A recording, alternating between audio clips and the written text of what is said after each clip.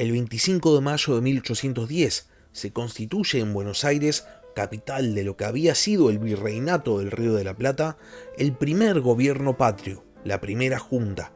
Los revolucionarios, por medios legales, habían logrado la destitución del virrey, y ahora, por primera vez, los criollos gobernaban sus propios destinos.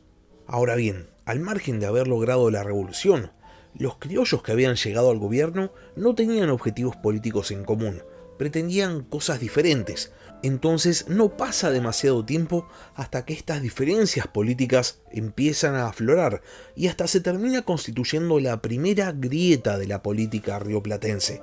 Las diferencias entre los integrantes de la primera junta van a terminar cuando uno de ellos, Mariano Moreno, muere. O aunque sea, esto pensaron los juntistas. La primera junta se había transformado oficialmente en la Junta Grande, pero no va a pasar mucho tiempo hasta que esta gran conglomeración de diputados del interior y juntistas de Buenos Aires termine cayendo, dando lugar a una nueva figura de gobierno, el primer triunvirato.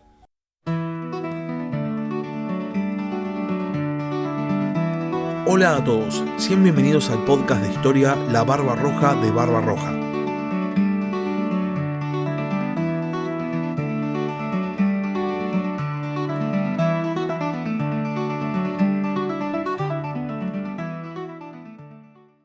El 18 de diciembre de 1810, es decir, un poco menos de 7 meses después de la Revolución de Mayo, la primera junta vota a favor de que los diputados que habían sido enviados desde el interior pasen a transformarse en juntistas, constituyéndose oficialmente la llamada Junta Grande. Uno de los principales opositores a la idea de que los diputados de interior se incorporen a la junta había sido Mariano Moreno, quien había dicho expresamente que una junta tan grande no iba a ser efectiva, iba a ser muy lenta en su accionar. Moreno, después de su derrota política, intenta renunciar. La junta no lo deja, pero a cambio le ordenan encarar una misión diplomática a Brasil y Gran Bretaña, lo que prácticamente significaba que lo renunciaban sin haberlo dejado renunciar. Y encima Moreno, en el trayecto de este viaje, muere, en circunstancias cuanto menos sospechosas. Ahora bien, más allá de que Moreno hubiese muerto, su opinión no dejaba de ser válida y de hecho tenía bastante razón. La Junta Grande va a demostrar muy rápidamente que es un órgano de gobierno enormemente ineficiente, y por ese motivo no hay tantas decisiones que esta junta haya tomado. Lo que sí hacen los juntistas es ordenar la creación de juntas provinciales, las cuales iban a estar presididas por un funcionario nombrado desde Buenos Aires, y si bien a su vez iban a estar compuestas por vocales votados por los propios ciudadanos de las capitales provinciales, no deja de llamar la atención el hecho de que el presidente de esta junta iba a ser nombrado desde Buenos Aires, lo que nos dice que el tono ya era bastante centralista. Al margen de esta reforma administrativa, la Junta Grande no hace mucho más. Su existencia está marcada por los primeros momentos de la Guerra de Independencia, la cual al principio tenía dos frentes, uno en el Alto Perú, a donde había sido despachado el ejército del norte, y otro en el Paraguay, a donde había sido despachada una fuerza con Manuel Belgrano a la cabeza. A estos dos frentes se le suma un tercero, en la banda oriental. Montevideo se había transformado en la nueva capital de facto del Río de la Plata, después de la Revolución en Buenos Aires, por lo que era un claro bastión realista. Ahora bien, en la banda oriental, específicamente en las zonas rurales de la banda oriental, surge una revolución comandada por José Gervasio Artigas. Los revolucionarios orientales pretendían unirse a sus hermanos del otro lado del río Uruguay o del Río de la Plata, y entonces la Junta Grande ordena el envío de tropas para apoyar este nuevo frente de guerra. Mientras tanto, en el Paraguay, el ejército de Belgrano es derrotado en dos oportunidades, primero en Paraguarí y después en Tacuarí. Las fuerzas patriotas tienen que retirarse, considerando prácticamente al Paraguay como perdido. Sin embargo, en este territorio va a terminar estallando una revolución propia, la cual, en vez de tener un enfoque universalista como la Revolución de Buenos Aires, va a tener un enfoque localista. La Revolución Paraguaya va a tener como característica no pretender meterse con ningún territorio alrededor suyo. Y finalmente tenemos el frente del Alto Perú, donde el ejército patriota consigue su primera victoria en la batalla de Suipacha. Los patriotas van a continuar el avance, llegando hasta la frontera entre lo que había sido el Virreinato del Río de la Plata y el Virreinato del Perú, lo que básicamente implicaba que todo el Alto Perú ya formaba parte de las Provincias Unidas. Pero el problema es que justamente en este territorio es que el 20 de junio de 1811 se produce la batalla de Huaqui, que termina con una desastrosa derrota para el ejército patriota. El ejército del norte tiene que replegarse y se termina refugiando en el territorio del actual Jujuy, lo que básicamente implica dejar a todo el Alto Perú en manos realistas. Cuando la noticia de la derrota patriota llega a Buenos Aires, se produce una crisis política. Los morenistas, que todavía existían pese al fallecimiento de Mariano Moreno, empiezan a planear un derrocamiento de la primera junta, pero los partidarios de Saavedra se adelantan y fuerzan a la junta a expulsar a los morenistas de sus filas, y entonces la facción que se oponía más a Saavedra queda totalmente desbandada. Este podría haber sido el momento de mayor poder político para Saavedra.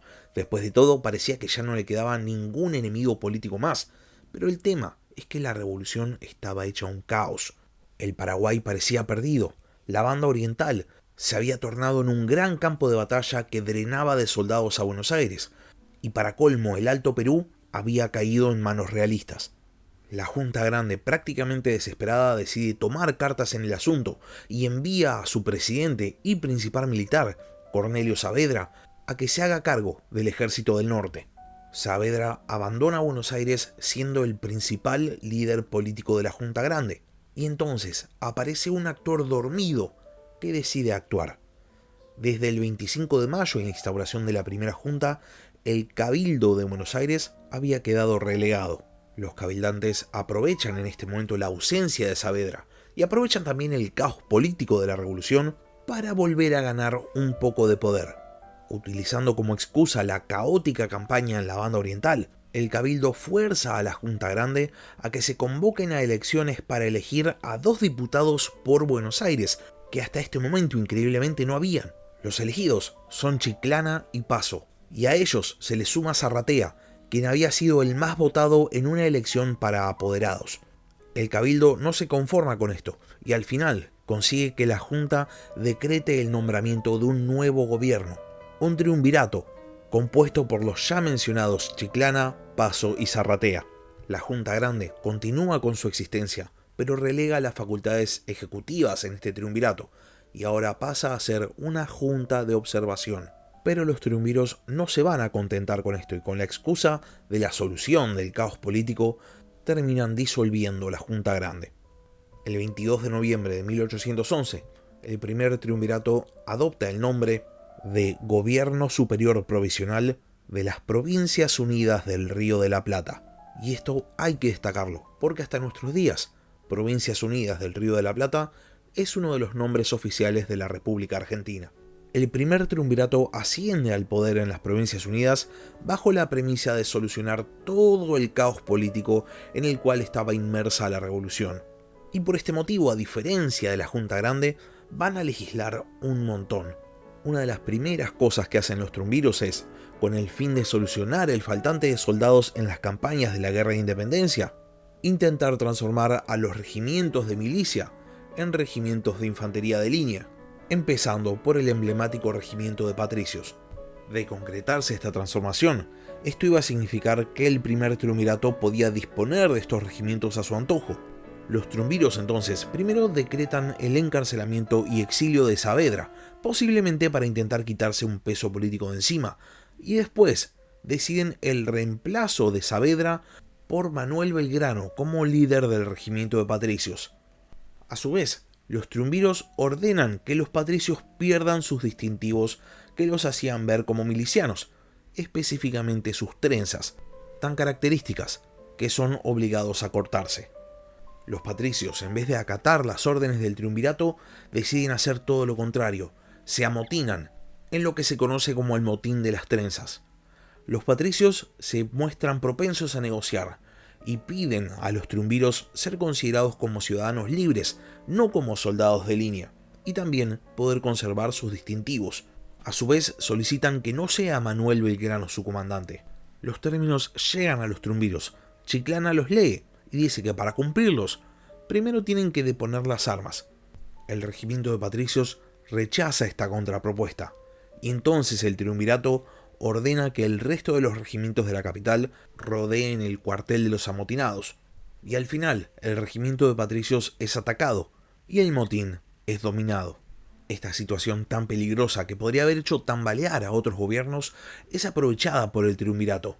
Los triunviros encuentran en el motín la excusa perfecta para deshacerse de otros pesos políticos que todavía estaban en Buenos Aires, los diputados del interior, que habían compuesto la Junta Grande, acusándolos de haber instigado el motín. Los triunviros expulsan a los diputados de Buenos Aires, y no se van a quedar acá. La idea del triunvirato era centralizar el gobierno de la revolución, por lo que ordenan la supresión de las juntas provinciales, reemplazándolas por gobernadores puestos justamente por el gobierno en Buenos Aires. El año 1811 termina con el triunvirato afianzado en el poder, y por eso en el año 1812 los triunviros se pueden disponer a legislar. Una de las primeras cosas que hace el triunvirato es decretar la libertad de prensa, y también se aprueba el uso de una escarapela celeste, blanca y celeste como distintivo nacional. Esta es una decisión muy importante, ya que se realiza a instancias de Manuel Belgrano, quien había sido enviado a Rosario, y que 9 días después, el 27 de febrero de 1812, ondea por primera vez la bandera argentina.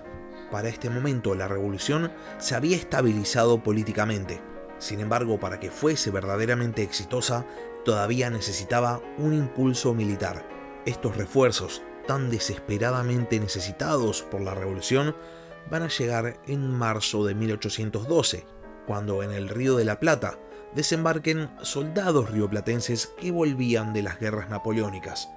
Entre ellos hay dos muy emblemáticos que van a ser fundadores de una logia secreta destinada al éxito de la revolución en Hispanoamérica: Carlos María de Alvear y José de San Martín. Pero eso es historia para otro capítulo. Hasta acá llegamos con el capítulo de esta semana.